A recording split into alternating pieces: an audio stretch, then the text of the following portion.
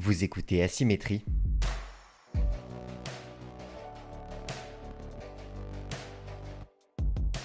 Des témoignages nourris d'expériences singulières. Un podcast préparé et réalisé par Melvin Gardet. Saison 1, épisode 1. Je reçois aujourd'hui Jonathan Chétrit. Cet entrepreneur de 28 ans est né à Paris et y a grandi jusqu'à ses 13 ans. Il rejoint ensuite la Ville Rose, Toulouse, et est interne au collège-lycée juif Ozar Torah, où il s'y épanouit durant toute son adolescence. Jusqu'à ce 19 mars 2012, où le terroriste Mohamed Merah s'arrête dans la cour de l'établissement et tue 4 personnes. Jonathan Chétrit témoigne de sa reconstruction dans Asymétrie. Bonne écoute. Avant de vous laisser écouter cette première interview du podcast, je tenais simplement à vous signaler qu'exceptionnellement, nous avons dû enregistrer à distance. Dans cet épisode, vous allez découvrir comment quelqu'un qui a vécu de près un attentat appréhende et surpasse, autant que ce soit possible, l'horreur de cet événement. Pour ceux que ça intéresse, vous trouverez dans la description de cet épisode des liens qui vous renverront vers des interventions de Jonathan, où il raconte minute par minute cette journée, mais aussi vers son livre Toulouse, 19 mars 2012. Et puis pour finir, je vais citer le nom des 4 victimes de l'attentat. Leurs noms, les voici. Jonathan Sandler, 30 ans, qui était rabbin et aussi professeur de religion à l'école Ozar Torah. Arié, 3 ans, et Gabriel, 6 ans, ses enfants. Et puis il y avait aussi Myriam Monsonego, 8 ans, la fille du directeur de l'école. Je vous laisse maintenant découvrir cet échange. Bonjour Jonathan, bienvenue au micro d'Asymétrie. Merci d'avoir accepté mon invitation. Bonjour Melvin, merci à toi. Ce livre, avant de le lire, je pensais que tu l'avais écrit un peu pour toi, Jonathan, honnêtement, et pour les autres rescapés. Je pensais que ça allait vraiment être un livre thérapie. Et en fait, quand je l'ai refermé, j'ai compris que, bon, bien sûr qu'il y avait ce côté thérapie, mais surtout, j'ai eu le sentiment que c'était vraiment plus un livre d'hommage, un livre qui rendait hommage aux victimes avec beaucoup de pudeur. Euh, et tout en racontant une journée qui est en fait de l'ordre de l'horreur. Est-ce que j'ai tort de penser que l'intention initiale, elle était de penser tes mots, MAUX, et que la notion de dommage, finalement, elle s'est imposée au fur et à mesure de la création du livre en récoltant les témoignages des autres élèves, ou est-ce que dès le départ, tu avais cette volonté de faire un livre hommage? En fait, il y avait un peu ces deux volontés qui fonctionnaient ensemble. Mais tu as raison sur l'idée de base qui est de se dire que ce livre, c'est quand même pour donner la parole aux témoins directs et indirects. C'est vraiment le but premier, ou en tout cas l'objectif premier de ce livre, c'était de dire aux élèves, voilà, on a tous vécu cette journée ensemble d'une manière ou d'une autre. On a tous été témoins, encore une fois, directs ou indirects. Et beaucoup d'élèves n'ont pas eu l'opportunité ou même l'occasion ou la chance de pouvoir s'exprimer sur ce sujet-là, de pouvoir raconter ce qu'ils avaient vécu. Et donc, je trouvais que c'était important de pouvoir le faire. Et effectivement, au fur et à mesure que je récupérais les témoignages des élèves, des parents d'élèves, professeurs, etc., forcément qu'il y avait aussi cette volonté de rendre hommage aux victimes, de pouvoir participer au devoir de mémoire finalement. Avant de parler de ton rapport au son, au temps, à la ville de Toulouse, aux médias, parce que moi, il y a toutes ces choses-là sur lesquelles j'ai envie de te questionner. J'aimerais qu'on aborde d'abord un sujet qui est lié à la représentation de cet événement, ce qu'il représente pour les Français, pour les médias, au moment où il se passe et même encore aujourd'hui. Et je crois que tu as des choses à dire là-dessus.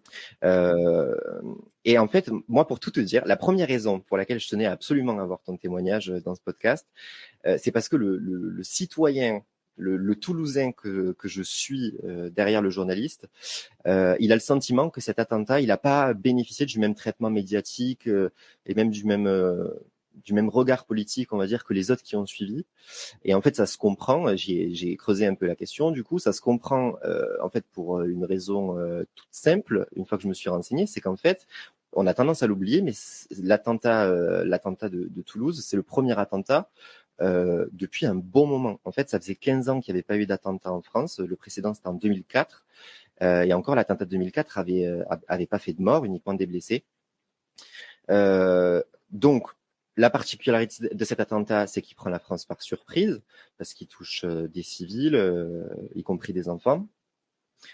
Que on a le sentiment qu'il n'y a pas de raison, on comprend pas trop, parce que à l'époque, moi je me rappelle, on n'avait pas idée de ce qui se tramait du côté d'Al-Qaïda et du côté de l'État islamique.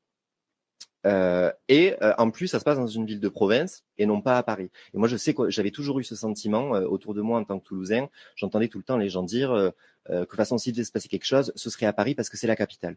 Tout à fait. Et toi, tu remarques autre chose. Ouais, enfin, je te rejoins sur tous les éléments que tu as évoqués. Et je crois effectivement que en 2012, il y a vraiment un manque de prise de conscience. Mais c'est vraiment, ça concerne les Français en général. Je crois vraiment que le Français lambda qui est derrière son poste et qui regarde BFM en boucle ou autre, se sent pas du tout concerné par ce qui est en train de se passer. Et pour plein de raisons, et je suis pas en train de blâmer les Français, etc. Mais en fait, je crois que la manière dont les médias traitent le sujet et traitent l'information au moment où ça se passe, ça empêche, en tout cas, ça joue un rôle dans le fait que les Français ont du mal à s'identifier aux victimes, ont du mal à se sentir concernés et touchés.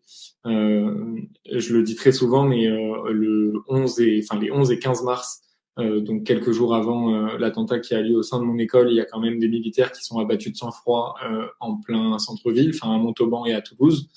Donc Mohamed Le Gouad, Abel Chenouf, Imadi Benzaten et Loïc Libert qui est blessé et aujourd'hui tétraplégique. Et lorsque ça se passe, on crie entre guillemets aux faits divers.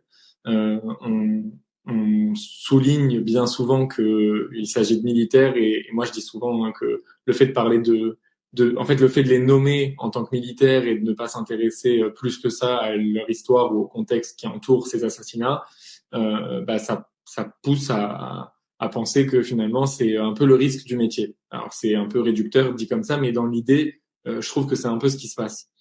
Et puis après, lorsqu'on vient tuer des enfants juifs dans une école, on va dire que c'est des juifs et que c'est une école juive, sans mentionner que c'est une école de la République française, sous contrat, et que finalement ça a été au Zaratora, mais que ça aurait pu être Fermat, qui est un lycée très connu à Toulouse, ou Ozen, ou enfin d'autres collèges et lycées, et d'ailleurs pas qu'à Toulouse, mais partout ailleurs en France. Et en fait, on insiste très souvent sur, en fait, voilà, c'est des juifs, des juifs, des juifs, des juifs, des juifs. Et je trouve que le fait de catégoriser les victimes de cette manière-là, ça les déshumanise d'une certaine manière. On oublie finalement que avant d'être des juifs, c'est des enfants qui n'ont rien demandé et qui, quelques minutes auparavant, s'amusaient avec leurs frères et sœurs ou avec leurs parents avant d'aller à l'école, quoi. Et que finalement, ça peut être un petit frère, une petite sœur, un cousin, une cousine. Euh, et je trouve que pour ces raisons-là, les Français en général ne se sentent pas concernés ni touchés par ce qui est en train de se passer. Ouais, bien sûr, à contrario de ce qu'il a pu se passer à Paris ou à Nice, où en fait on n'a pas désigné les victimes comme appartenant à telle ou telle religion ou telle communauté. Et en fait, on a parlé de civils, alors que les juifs, évidemment, sont des civils. Tout à fait. Tu comprends ce que je veux dire? Bien sûr. Et ce que j'ai remarqué à ce moment-là aussi, pour compléter ce que tu viens de dire, en fait, moi, je me rappelais plus exactement du traitement médiatique.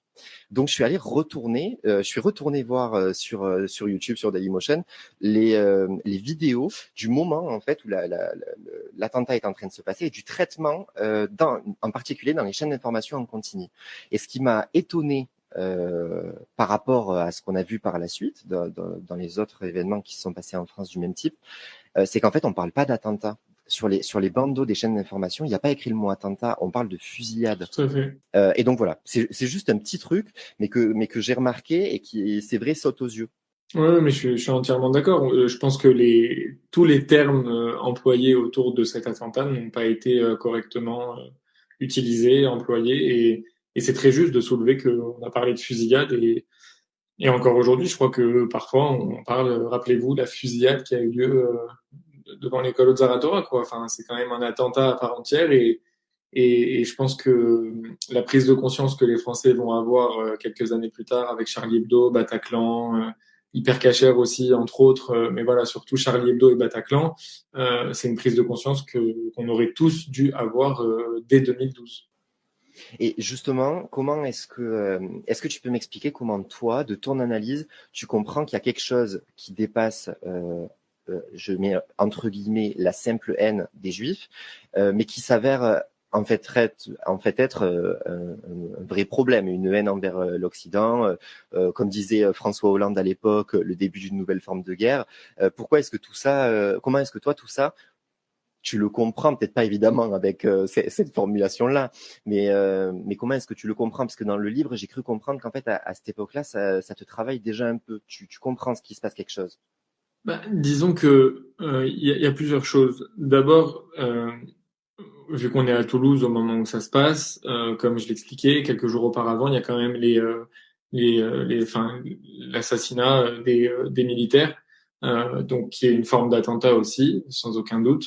Mais on fait pas le lien à l'époque. Alors, on fait pas le lien. Le lien est fait plus tard, mais il y a quand même quelque chose. En fait, alors certains élèves font le lien tout de suite au moment où ça se passe. D'autres élèves expliquent avec du recul qu'au moment où ça se passe, ils se sentent pas forcément en sécurité à Toulouse parce qu'ils se doutent que ce n'est pas un simple règlement de compte. En tout cas, ils ont l'impression que c'est plus qu'un simple règlement de compte. Et en fait, au moment où ça se passe, très vite, en tout cas nous, de l'intérieur, de notre côté, l'association est faite, même si elle est encore que présumée et qu'on n'a absolument aucune preuve que c'est le même terroriste qui a abattu les militaires et qui est venu dans notre école. Il y a quand même un lien qui est fait et du coup qui nous prouve bien que en fait on est dans une sorte de nouvelle forme de terrorisme et dans une terreur et dans une haine de l'Occident pour tout ce que ça représente. Parce que très clairement, venir s'en prendre aux militaires, c'est aussi attaquer finalement un symbole de la France et de l'armée française dans sa globalité, etc. Et je pense que très vite, nous, on fait quand même déjà ce lien de se dire que bon, bah, il y a quelque chose de plus global, de plus général que juste entre guillemets, hein, juste viser des juifs. Ça, c'est un premier point. Maintenant, c'est sûr que à l'époque déjà, enfin, en tant que juif en tout cas et en tant que juif français, on a un souvenir très fort de ce qui s'est passé avec Ilan Halimi. On est marqué de ce qui s'est passé avec Ilan Halimi, pour être plus précis. Et du coup, on vit quand même avec une forme de prudence. C'est pas le cas de tous, mais moi, je sais que j'évite de sortir dans la rue avec la kippa ou d'avoir des signes ostentatoires sur moi et qui permettent de m'identifier en tant que juif parce que, bah oui, je suis pas forcément serein à l'idée d'être reconnu en tant que juif. C'est peut-être un tort, c'est peut-être une preuve de faiblesse, j'en sais rien, mais en tout cas, voilà. Enfin, avant que ça se passe, j'ai déjà un comportement avec, enfin, ou en tout cas, je reste prudent et je fais attention. Donc, enfin, quand ça se passe, il y a aussi, enfin, ça fait écho à beaucoup de choses et justement à toutes ces, à toutes ces petites, à tous ces petits réflexes du quotidien qu'on adopte, même inconsciemment. Et là, on se dit, ok, en fait, être juif en France en 2012, en fait, c'est aussi pouvoir être pris pour cible en allant à l'école un matin qui est supposé être un matin comme les autres. Pour creuser un peu plus sur le traitement par les médias de cet événement, en préparant l'interview, pour tout dire, j'ai abordé le sujet avec une ancienne prof de mon école de journalisme et elle m'a fait remarquer que c'est aussi l'époque où en fait les chaînes d'information en continu, elles prennent leur place. C'est encore leur début, ça existe depuis déjà quelques temps, mais finalement dans l'histoire des chaînes d'information, c'est pas si vieux que ça. Bon, sans compter LCI, les chaînes d'information sur la TNT. Et en fait, c'est en même temps la première fois du coup que ces chaînes d'information-là traitent le sujet d'un attentat en France. Donc en fait, c'est un élément qui fait qu'il y a beaucoup de sources d'erreurs parmi les médias, et en particulier de la part aussi des journalistes. Et là, je vais rebondir sur un élément de ton livre qui moi m'a sauté aux yeux en tant que journaliste. Donc juste, je vais préciser le moment, c'est qu'en fait cette scène, c'est que les élèves, dont toi, sortent de l'école à la suite de l'attentat. L'attentat est encore frais en fait, et vous sortez de cette école dans laquelle vous avez passé plusieurs heures. Et là, à la sortie, en fait, devant le portail du collège-lycée, il y a une horde de journalistes, comme on dit. Et là, ils vous agressent en fait entre guillemets. Hein. C'est un peu ça qui se passe. Ouais, Si tu peux complètement. le préciser avec tes mots. Complètement. En fait, on a eu deux moments comme ceux que tu viens de décrire. Il y a un premier moment, donc effectivement, quelques heures après l'attentat, où on est encore tous sonnés par ce qu'on vient de vivre, et on est amené à quitter l'établissement, on est escorté par les policiers, etc. Et effectivement, on se retrouve presque agressé par des journalistes qui veulent à tout prix savoir ce qui s'est passé, comment, pourquoi, qui a vu quoi, qui a entendu quoi, etc. C'est vachement en fait C'est on prend violent. une claque, ouais, c'est violent franchement. euh, je pense que en sortant de l'école, on n'a qu'une envie, justement, c'est de retrouver un petit peu de réconfort auprès des amis ou parents qui sont présents dans l'école, qui viennent nous récupérer ou qui étaient en train de nous attendre depuis des heures.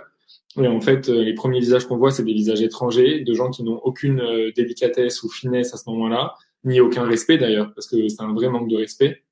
Et on se fait assaillir de questions et de, enfin, c'est vraiment très perturbant, et on a la même situation qui se reproduit dès le lendemain, lorsque les corps sont sont mis dans des corbillards pour être conduits vers l'aéroport, parce que les victimes ont été enterrées en Israël.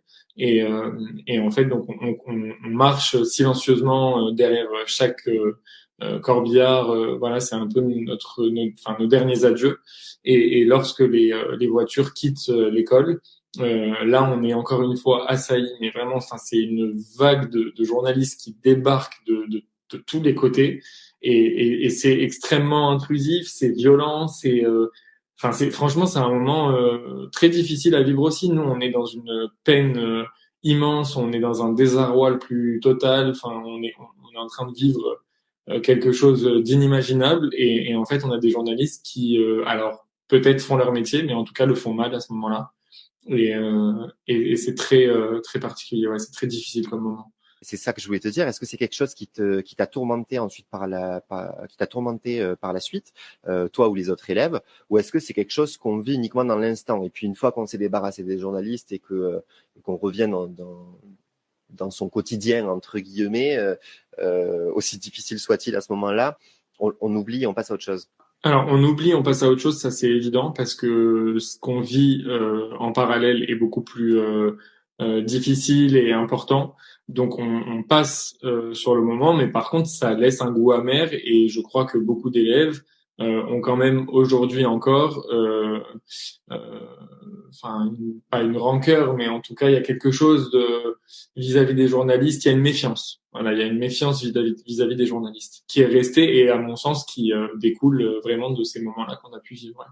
Il y a un élément très important dans cet attentat qui ressemble pour le coup à ce qui s'est passé à Paris avec la traque de Salah Abdeslam, c'est qu'une fois l'attentat terminé, le tireur s'échappe. Et en fait, pendant 2 jours, on ne sait pas où il est. On ne sait pas s'il prévoit de repasser à l'acte. Et moi, j'ai ce souvenir que ça plonge quand même le sud-ouest et Toulouse en particulier, probablement le reste de la France, mais le territoire où se sont produits ces événements-là, Montauban, Toulouse, ça nous plonge dans une angoisse quand même. Et j'ai ce souvenir, moi, des rues qui sont désertées à ce moment-là, quoi. Est-ce que tu as le souvenir d'avoir eu peur de sortir dans la rue ou peur de retourner à l'école avant la mort du tueur, avant l'assaut, comme ont pu le ressentir certains Toulousains, ou est-ce que finalement le choc et la peine, ils n'ont pas laissé de place à la peur? Je te pose cette question parce que dans le livre, ça m'a beaucoup marqué. Le, le, la peur et l'angoisse, on en parle dans le bouquin au moment de l'attentat et après la mort du terroriste. Mais dans ce laps de temps, dans cet entre-deux, ça n'apparaît pas. Alors, c'est une très bonne question, et encore une fois, je crois on est quand même tous marqués, j'allais dire sonnés, mais en tout cas marqués par ce qui vient de se passer. Donc, disons que notre préoccupation n'est pas là, mais tout de même, on reste branché sur les chaînes de télévision pour savoir ce qu'il en est de cette traque du terroriste, et pour savoir quand est-ce qu'il va être retrouvé.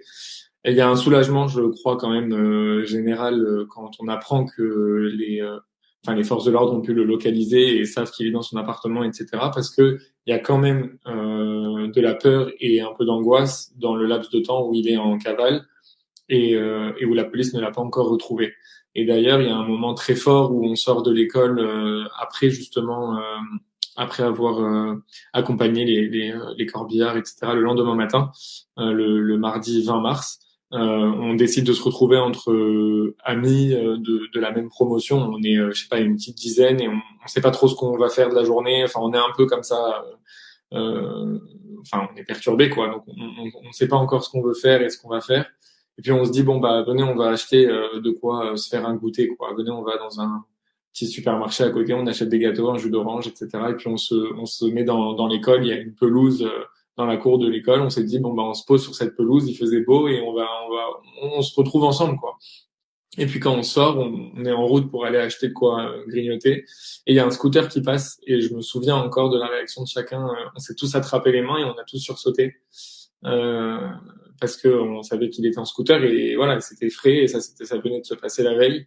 Et donc on avait quand même cette peur qui était présente. Alors elle était là en filigrane, mais elle était quand même présente, quoi. Ça veut dire qu'il y a aussi des...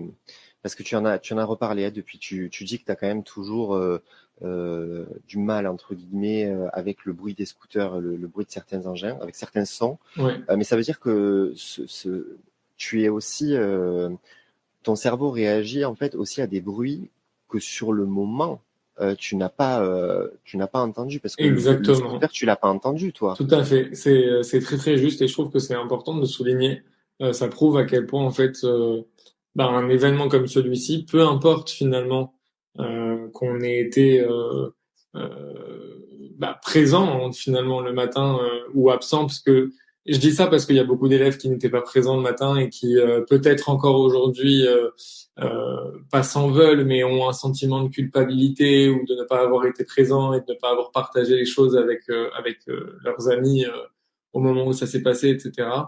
Et en fait, bah, ça prouve que, alors moi j'étais présent, j'ai pas entendu le scooter, mais j'ai entendu les coups de feu par exemple, et le bruit du scooter aujourd'hui continue d'être source, alors peut-être pas source d'angoisse, mais en tout cas ça me ramène forcément à ce moment-là. Ouais.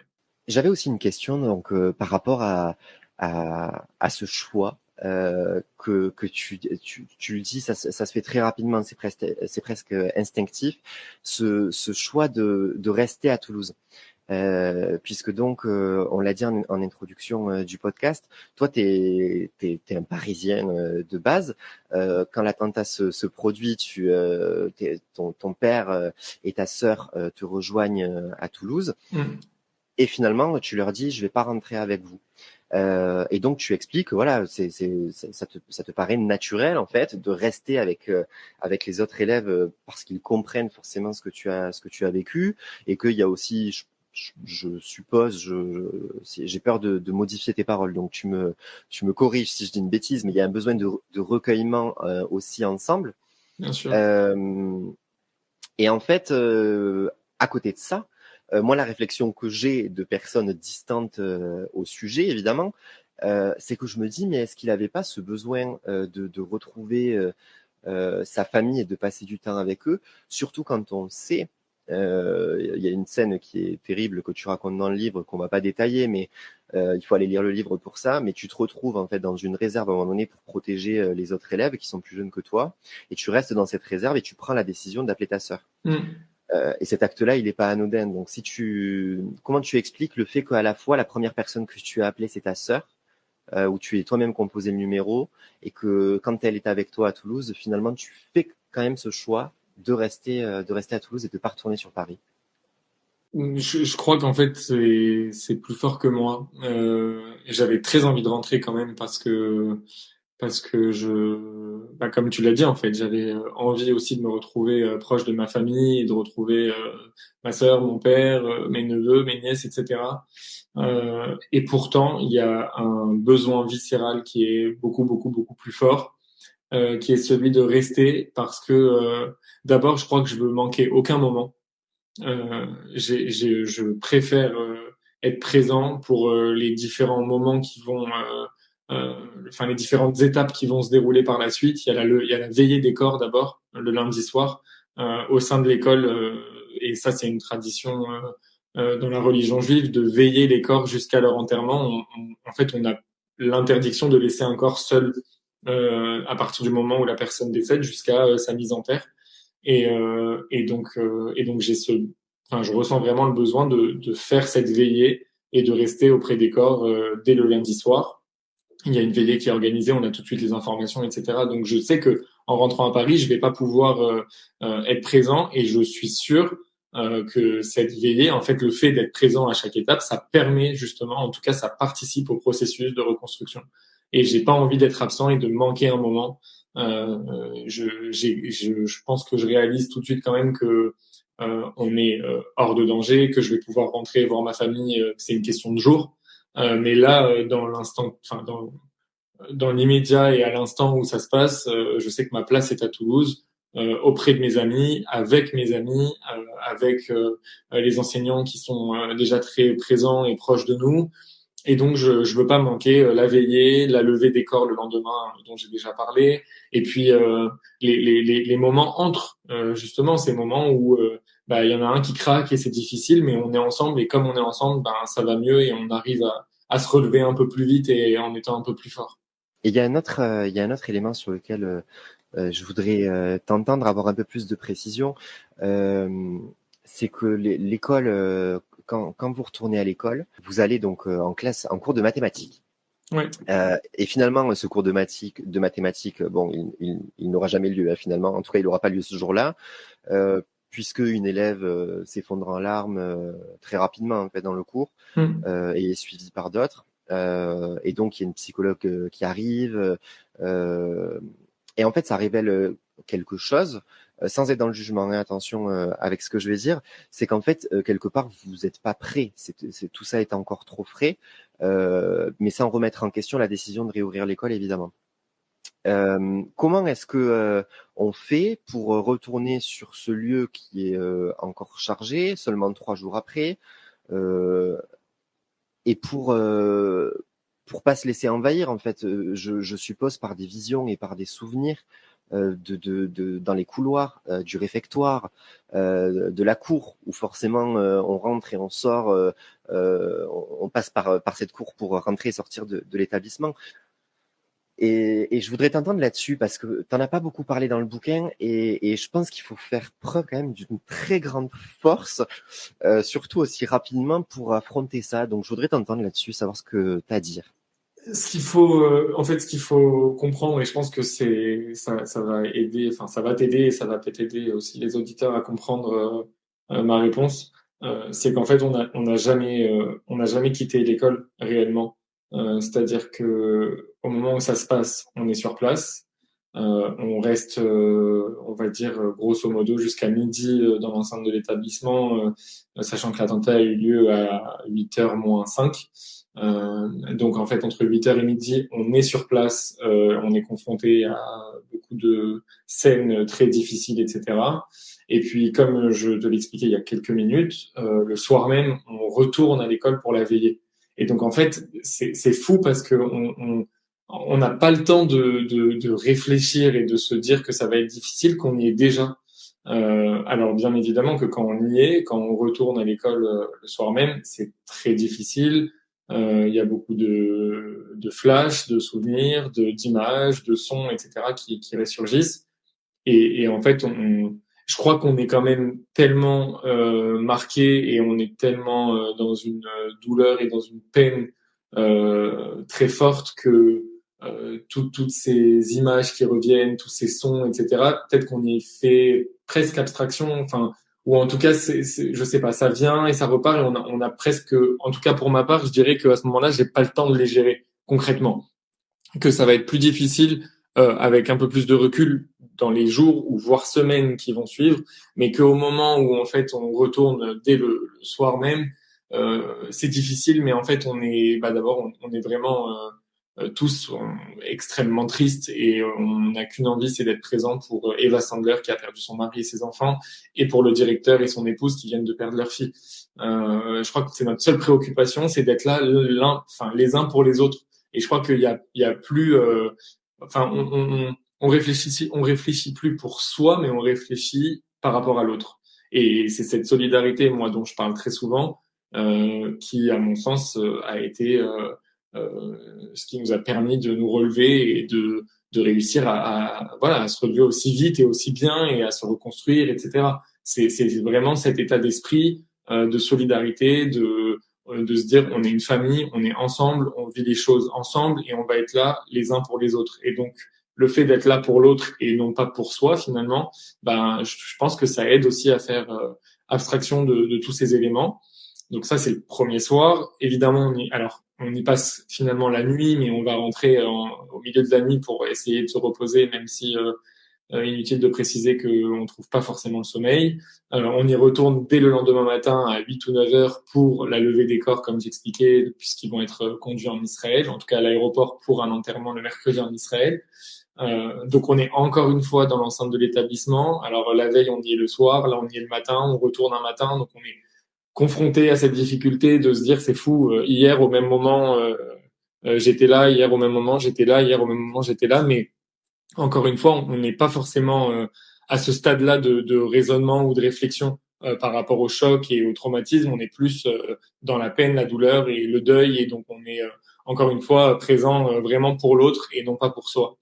Et donc la journée du mercredi, c'est entre guillemets la seule journée off où on n'a pas de raison particulière de se rendre à l'école. Le mardi soir, on y est. Le mardi soir, on y est parce qu'il y a une veillée qui est organisée pour les élèves, pour donner la parole aux élèves et avoir la possibilité de s'exprimer. Donc c'est un moment très très fort qu'on va vivre tous ensemble puisque c'est la première fois que certains vont prendre la parole et pouvoir mettre des mots sur les mots. Donc c'est vraiment une soirée très particulière, très douloureuse aussi parce qu'on a quand même un ami de l'école, Brian Bijawi, qui a été blessé par balle et son pronostic vital est engagé au moment où cette veillée a lieu. Donc on est vachement angoissé parce que on vient de perdre 4 personnes qu'on connaissait et qui nous étaient chères et on sait tous qu'on sera incapable de surmonter la perte d'une cinquième personne. Et donc effectivement, enfin on est quand même dans un cadre religieux aussi, et donc on est dans un moment aussi de prière, de recueillement, etc. Et on a espoir et on prie pour que la santé de Brian puisse vite s'améliorer. Et heureusement aujourd'hui Brian va bien et Brian a pu se reconstruire. Et donc voilà, et le jeudi matin, il y a cette fameuse décision de retour, enfin cette sollicitation en tout cas de la part des enseignants. Mais ce qu'il faut préciser, c'est que c'est le directeur lui-même qui vient de perdre sa fille 3 jours auparavant qui sollicite les enseignants en disant j'aimerais que l'école puisse rouvrir le plus vite possible pour donner la possibilité aux élèves de revenir le plus vite possible et de ne pas rester enfermés chez eux, etc. Il n'y a aucune obligation de venir en cours, il y a plein d'élèves qui sont absents. Mais en tout cas, il y a cette possibilité de revenir à l'école. Et en fait, je crois que quand on a ce message si fort de la part d'un directeur qui vient de perdre sa fille et qui pense au bien-être de ses élèves en disant, voilà, il y a quand même le bac pour les élèves de terminale ou le bac français pour les élèves de première, et en fait que ça, entre guillemets, hein, bien, on s'entend, mais sa priorité reste malgré tout la réussite de ses élèves, le bien-être de ses élèves avec ce qu'il vient d'endurer lui personnellement avec sa famille, je crois qu'en fait ça envoie un message très clair et très fort et ça nous donne de la force à nous aussi et ça nous empêche presque finalement de baisser les bras ou de se dire mon Dieu je peux plus rien faire, je peux plus avancer, c'est pas possible. Donc voilà un peu l'état d'esprit dans lequel on est au moment où ça se passe et ce qui nous permet en tout cas de retourner à l'école sans avec beaucoup de difficultés c'est sûr, mais en tout cas on y va et on le fait. Je voudrais t'envoyer un extrait du livre, ce sera le seul. Est-ce que tu accepterais de le lire au micro ou pas? Oui, bien sûr. C'est un extrait qui se passe du livre en fait, qui se passe juste après ce cours de mathématiques dont je parlais il y a un instant. Oui, alors je vais te le lire. L'après-midi, alors que je suis en train de me diriger vers une salle de cours, nous avons encore tous les yeux rivés sur nos téléphones car nous suivons le siège qui dure depuis de longues heures devant le domicile du tueur. L'assaut final vient d'être donné. Il est mort. Cela ne provoque en moi aucun sentiment particulier. Ni haine, ni colère, ni satisfaction. Sa mort ne nous rendra pas nos disparus. Merci. J'ai pas de questions. Je pense que les mots se suffisent à eux-mêmes. Tu me parlais de la difficulté de retourner dans la vie réelle, de reprendre un quotidien, justement, on va dire quelques semaines plus tard. J'aimerais bien que tu m'en dises plus là-dessus. Comment on fait pour que le retour à la vie normale, est-ce qu'il paraît pas irréel en fait, même 6 mois après, comment est-ce qu'on accepte que la vie elle doit reprendre son cours? Enfin plutôt, je sais pas si tu auras réellement de solution à donner. J'imagine que c'est quelque chose qui se fait au long cours, mais en tout cas, quelles pensées nous traversent et comment on essaye de les maîtriser, comment on appréhende ces pensées-là. C'est une très grosse question. Et je crois que, en fait, chaque moment de vie qu'on traverse, qu'on est amené à vivre, etc., apporte des éléments de réponse ou des solutions ou des nouvelles pistes pour continuer justement la reconstruction. Il y a plusieurs choses. D'abord, moi, je dis souvent que la reconstruction, il y a pas de date de fin.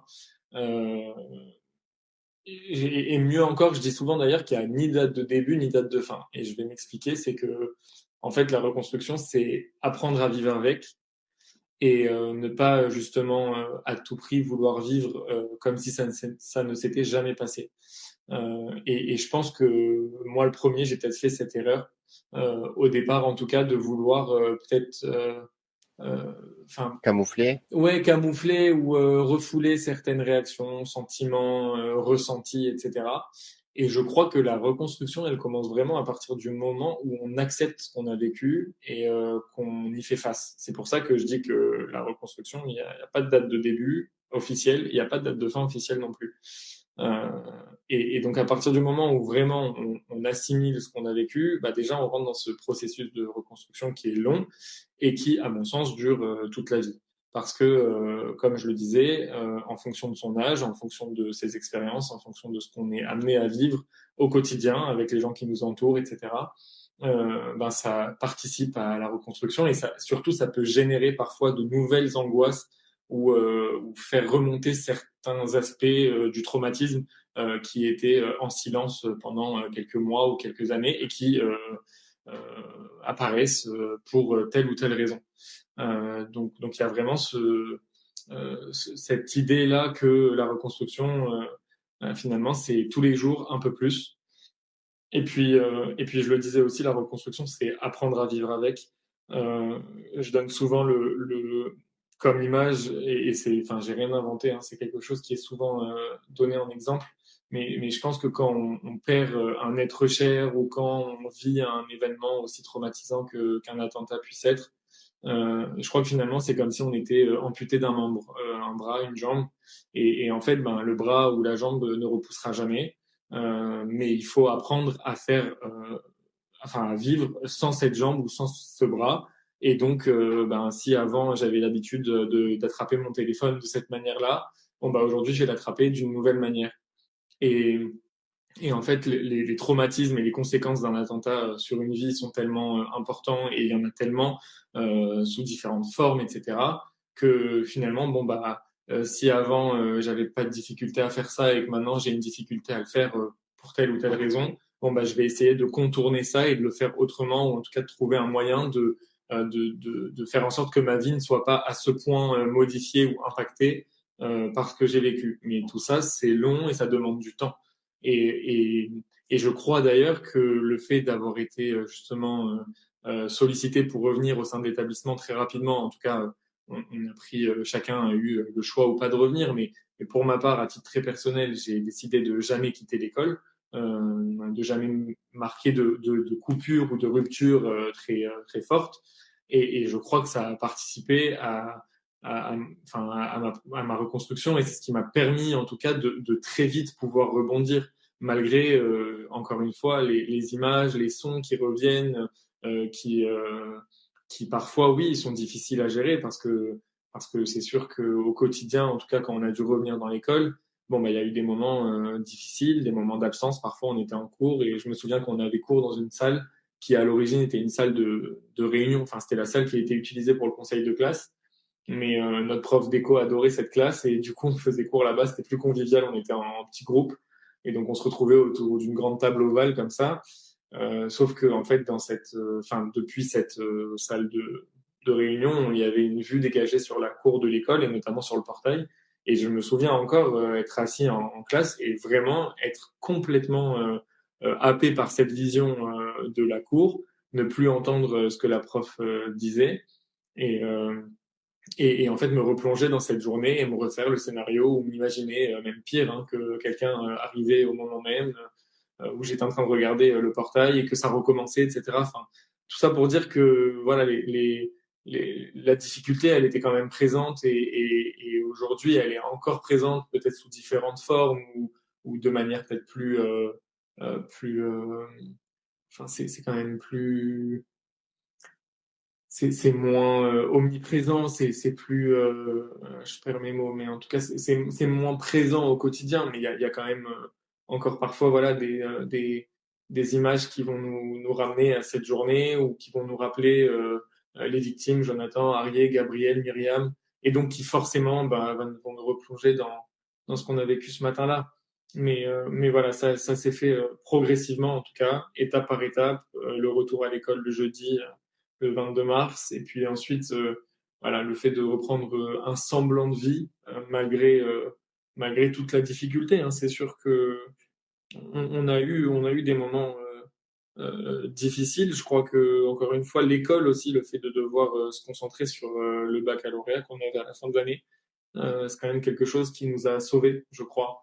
Euh, de devoir se dire ok, il faut qu'on y aille en fait, faut qu'on bosse, sachant que le directeur de l'école nous a à son retour à l'établissement nous a convoqué les élèves de terminale pour nous demander de bosser finalement et d'obtenir le bac parce que c'était le plus beau cadeau qu'on pouvait lui faire finalement Oui, et puisque précision, tu étais en terminale, hein, juste pour les auditeurs. c'est ça ouais. C'est en plus une année charnière, donc.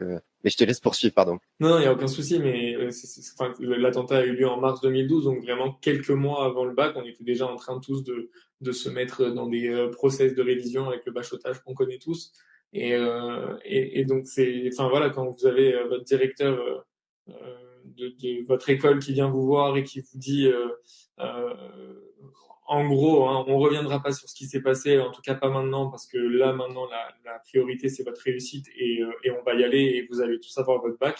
Bon, bah, franchement, ça donne, enfin, en fait, ça laisse pas le droit presque, enfin, au chagrin ou autre, en tout cas pas à l'instant T. Mais on se dit, ok, si le directeur nous formule cette demande de cette manière-là, alors qu'il vient d'enterrer sa fille quelques semaines auparavant, en fait, il faut qu'on y aille, quoi. Il faut qu'on le rende fier, il faut qu'on se donne les moyens de réussir. Oui, sa dignité vous porte, en fait. Sa dignité, sa résilience, son courage, enfin, il y a tellement de mots pour parler de cette personne, enfin, de lui et de son épouse, mais même d'Eva Sandler. En fait, on a des modèles tellement forts en face de nous, et sachant que ces personnes-là ont été touchées dans leur chair, que nous, en tant qu'élèves, bien qu'on ait aussi été touchés, mais d'une manière différente, finalement, ça nous montre comment il faut réagir, ou en tout cas, comment appréhender notre peine et notre tristesse. Ouais. Quelle est l'évolution de ton rapport à la ville de Toulouse? À quoi tu as associé cette ville une fois que tu en es parti en septembre 2012, quand tu passes par faire à Paris tes études universitaires? Comment est-ce que ton regard sur la ville de Toulouse il évolue par la suite? Euh, Toulouse, ça reste une ville, moi, que j'adore parce qu'en fait, malgré l'atrocité de ses actes et tout ce que ça représente, euh, Toulouse, ça représente beaucoup plus pour moi et j'y ai quand même passé mes plus belles années. Je suis arrivé à Toulouse à l'âge de 13 ans, à l'internat de l'école Haute-Zaratora, j'étais en quatrième. Je suis reparti de cette école, j'avais 17 ans, avec mon bac en poche. Et donc, c'est évident que enfin, la volonté de quitter Toulouse, c'est la conséquence directe de l'attentat et la volonté de se rapprocher de ma famille, ou en tout cas de retourner auprès de ma famille à Paris. Mais en fait, Toulouse, pour moi, c'est quand même enfin, c'est tous mes premiers souvenirs, en fait. C'est mes premières sorties en boîte de nuit alors qu'on est mineur, mais c'est quelque chose qu'on a tous fait hein, quand on est ado. Mais ce que je veux dire, c'est que moi, ça s'est passé à Toulouse. Et donc, le chez vous, le Zoom, tous ces cafés-là qu'on fréquentait, enfin, ces boîtes de nuit, ces bars qu'on fréquentait quand on était au collège, lycée et encore plus au lycée, en fait, ça m'a créé des souvenirs incroyables avec tous mes amis, qui sont encore mes amis aujourd'hui. Et donc, quand je pense à Toulouse, je pense pas automatiquement et systématiquement à l'attentat. Et heureusement. Mais Mais ça aurait heureusement. pu. Ça C'est aurait pour ça pu, que je te posais la question bien parce que sûr, peut-être que pour d'autres élèves ça a été le cas. évidemment. Et j'imagine que pour certains d'entre eux, peut-être que certains n'ont jamais réussi à retourner devant l'école aussi. Tu Mm, vois, bien sûr. je me questionne aussi par rapport à ça. Et justement, en te parlant de ça, toi, tu retournes à l'école assez régulièrement, école qui s'appelle maintenant, pardon pour la prononciation, Hors Orthora. Ouais. Donc cette école qui a changé de nom, bon, il y a quelques éléments qui ont changé. Euh, Ils ont quand même, je crois que le portail n'est plus tout à fait le même, ou en tout cas ils ont enlevé une porte. Enfin, c'est pas tout à fait pareil qu'avant. Des barbelés ont été ajoutés au-dessus des grillages qui font le tour de l'établissement. Il y a de nouvelles caméras de surveillance. La première fois que toi tu reviens à l'école et qu'il y a ces nouveaux dispositifs de sécurité, est-ce que ça provoque quelque chose de particulier ou finalement ça va dans le sens de l'histoire, si je dois dire les choses très simplement? Ça provoque forcément quand même en fait, c'est un pincement au cœur de se dire que on est obligé de faire ça pour être protégé, qu'il n'y a pas forcément ces dispositifs de sécurité dans les autres collèges et lycées ailleurs en France, mais que dans une école, parce qu'elle est juive et qu'elle a été prise pour cible euh, enfin, lors de cet attentat et qu'on soit dans l'obligation justement de recourir à enfin, tous ces dispositifs. Donc c'est vraiment un pincement au cœur et un peu de peine et de tristesse de se dire, bah, en fait en France en 2000, alors au moment où ils installent ce dispositif, on est en 2013 ou enfin 2014, mais peu importe, de se dire que grosso modo en 2015, on est obligé de recourir à ces dispositifs et à tous ces moyens pour se protéger, etc. Sachant que c'est pas le cas encore une fois dans tous les collèges et lycées de France, donc enfin c'est voilà, c'est pas anodin de voir tout ça. Même si effectivement ça s'inscrit dans la suite de l'histoire qu'a connue cette école et que malheureusement elle a été prise pour cible une fois et que oui on se protège et que la conséquence évidente c'est de se protéger de cette manière-là. Mais mais c'est sûr que oui enfin ça questionne quand même quoi de se dire enfin si on doit en arriver là c'est quand même mauvais signe quoi. Bien sûr. Et si je te parle de ça, c'est aussi parce que il y a quelque chose que tu dis dans le livre qui est assez fou. Et c'est de ça dont auquel je faisais référence tout à l'heure. Il y a quelque chose qui est assez fou, tout à fait compréhensible, mais bon, voilà, là pour le coup, je te l'avoue, c'est un jugement tout à fait personnel, mais moi je trouve ça dingue. Tu reviens à l'internat et tu reviens en particulier dans ta chambre. Je dis bien ta parce que tu l'as écrit comme ça, tu as écrit ma chambre.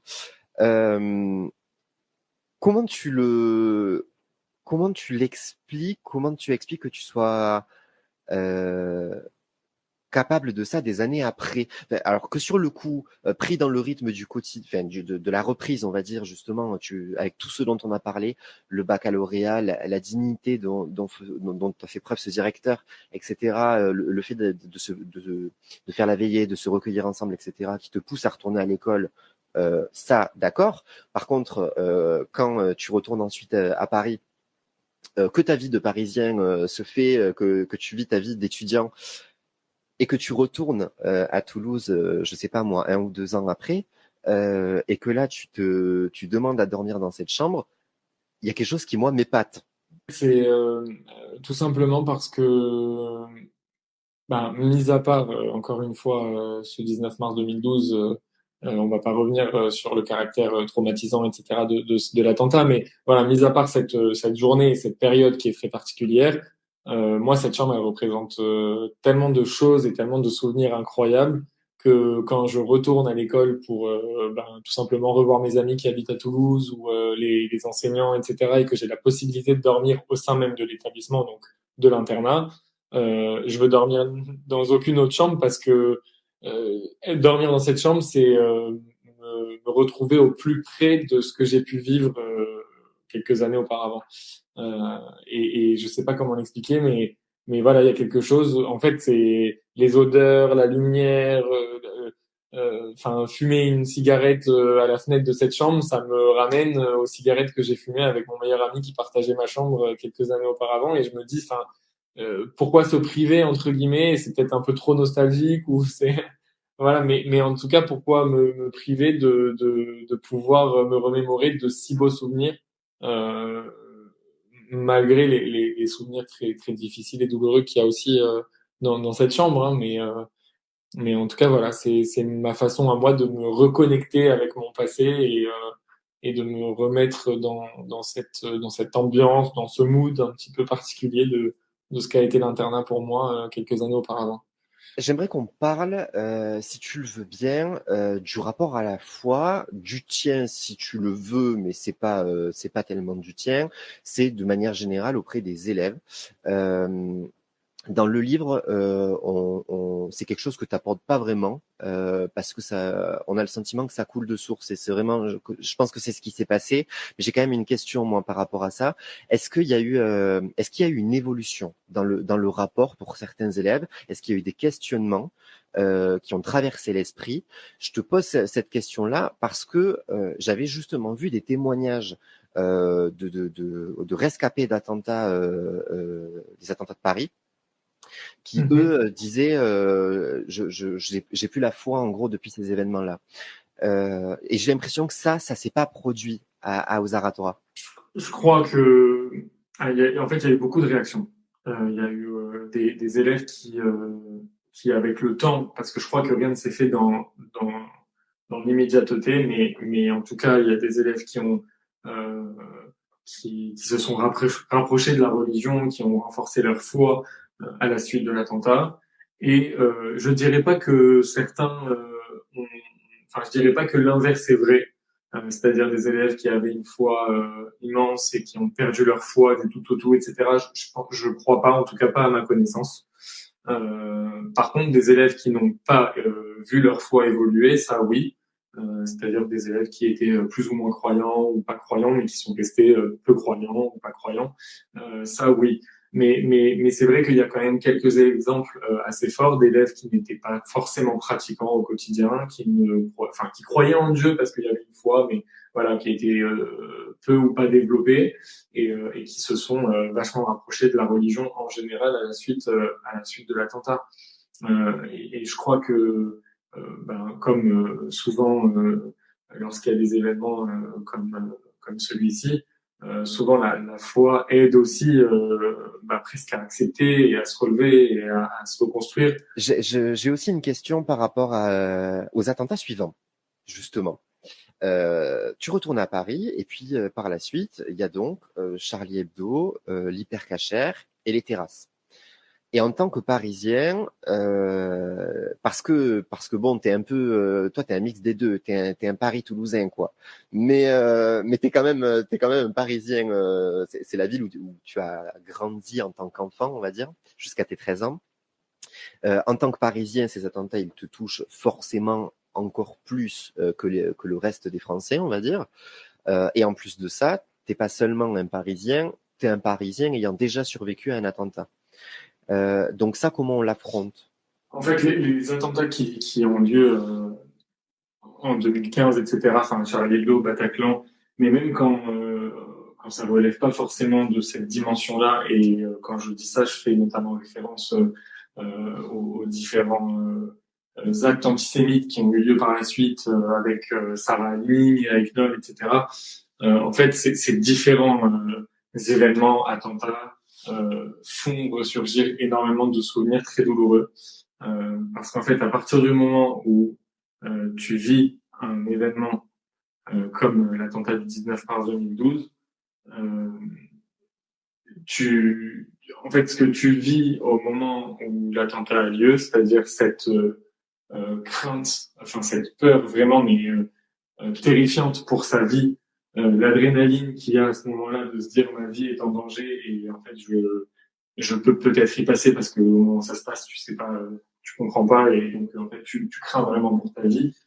Le fait, comme tu le disais aussi au tout début du podcast, d'appeler les membres de sa famille, ses proches, que ce soit ses parents, frères et sœurs, pour leur dire adieu finalement. Euh, En fait, tous ces éléments-là ressortent en puissance au moment où il y a d'autres attentats qui ont lieu. Et peu importe où dans le monde, c'est très particulier, mais quand il y a eu notamment, il y a eu une une fusillade alors j'ai un doute si c'est en Australie ou en Nouvelle-Zélande, mais c'était quelqu'un qui était rentré dans une mosquée et qui s'était C'était en filmé Nouvelle-Zélande. d'ailleurs, Nouvelle-Zélande, et qui s'était filmé avec une GoPro, donc exactement comme le terroriste pour l'école Zaratora à Toulouse. Et la vidéo, malheureusement, mais vraiment malheureusement, avait fuité. Et je me souviens que j'étais tombé dessus, mais par le plus grand des hasards, sans vouloir, sans chercher à voir cette vidéo. Hein. J'étais vraiment tombé dessus par le plus grand des hasards sur les réseaux sociaux, quelques minutes après que ce se soit passé, ou en tout cas que ça a été mis en ligne. Et en fait, ben, enfin, rien que le fait de voir, alors j'ai coupé tout de suite, hein, mais le fait d'entendre un bruit, de voir, d'entendre les gens crier, et c'est pareil pour le Bataclan, les vidéos qui ont fuité, des gens qui étaient en train de courir et de s'enfuir, les mini extraits qu'on a quand l'assaut commence au sein du Bataclan, le policier qui se fait tuer en pleine rue devant Charlie Hebdo et qui crie aux terroristes d'ailleurs et qui lui dit tu m'as eu, c'est bon, tu m'as eu.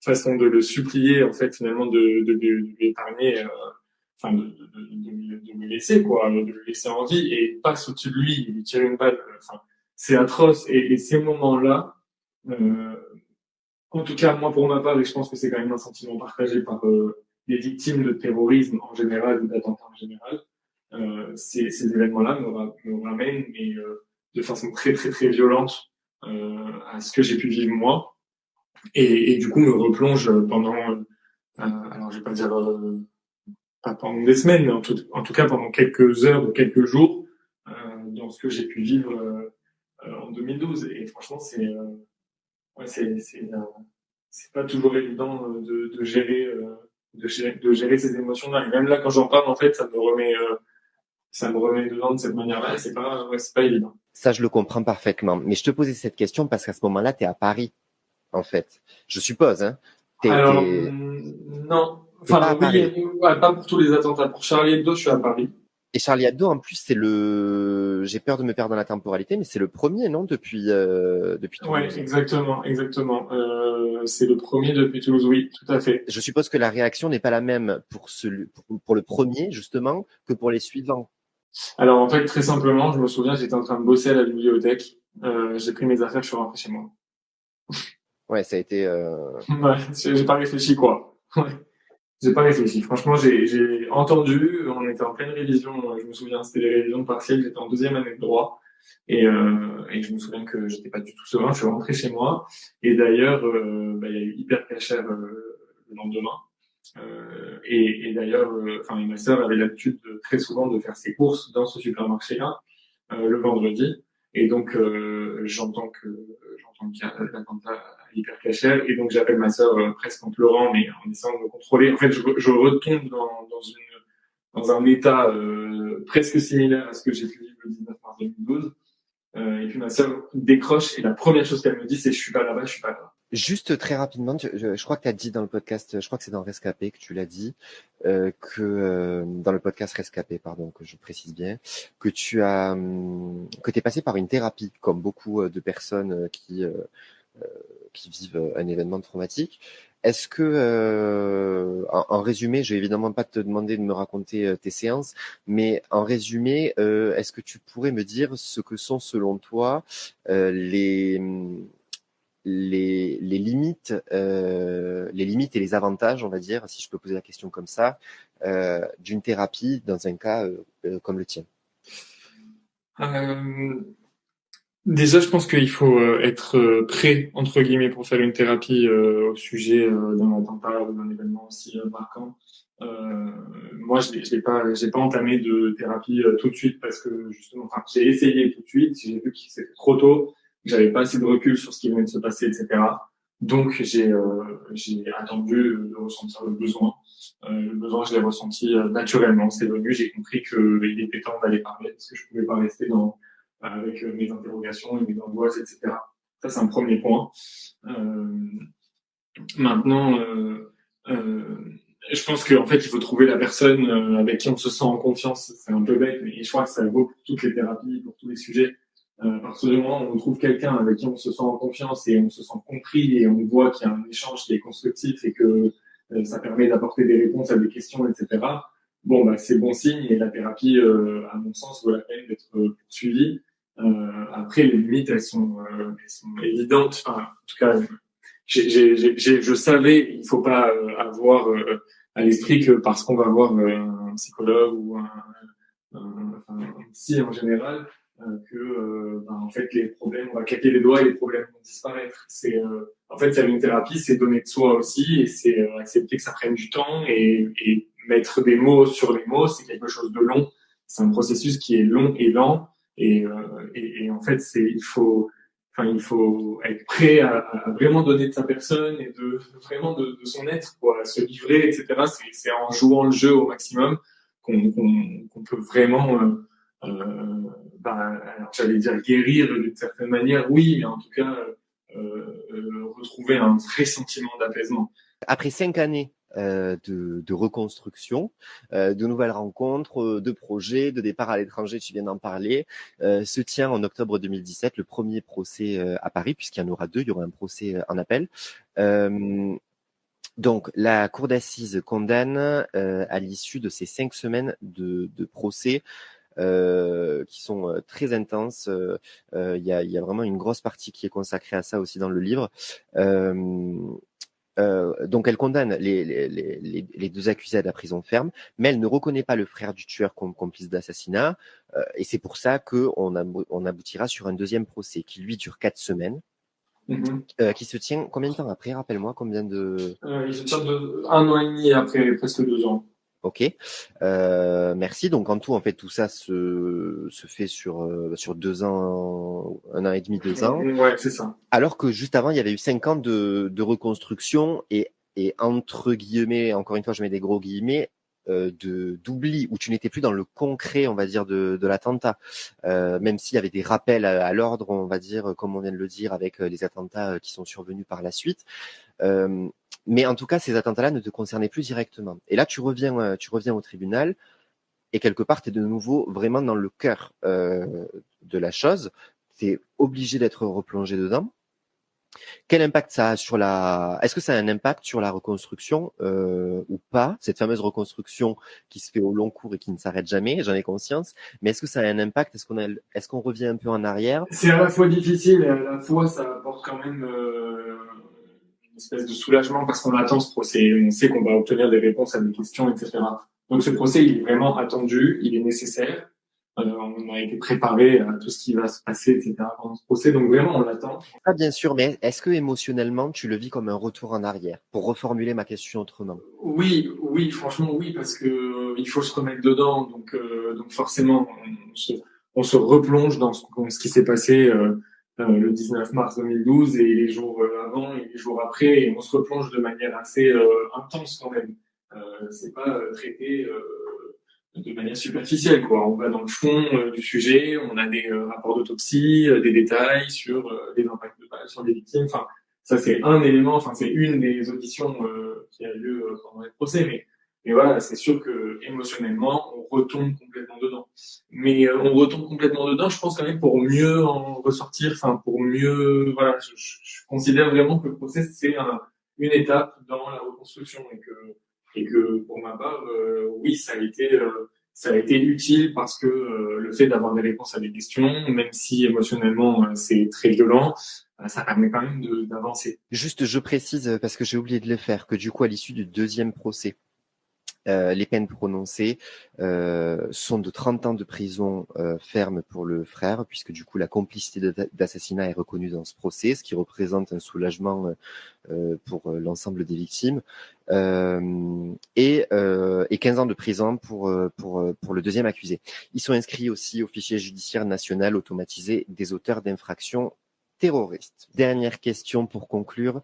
Qu'est-ce que tu dirais pour résumer ce que t'as apporté cette expérience, parce que je pense qu'il y a quand même eu des apports, y compris à travers ce malheur. Franchement, la seule chose, enfin, s'il faut conclure en une phrase, ce serait quand même de dire que aujourd'hui mon rapport à la vie a changé et que je vis pleinement ma vie.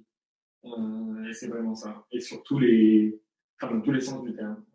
Profiter avec mes proches, profiter avec ma famille, profiter des moments simples de la vie, ne pas se plaindre pour un oui ou pour un non, mais essayer de relativiser et de se dire que si on a des petites galères qui nous arrivent au quotidien, c'est pas grave parce que à côté de ça, on est en vie, en bonne santé, que tout va bien et du coup, ça aide à relativiser.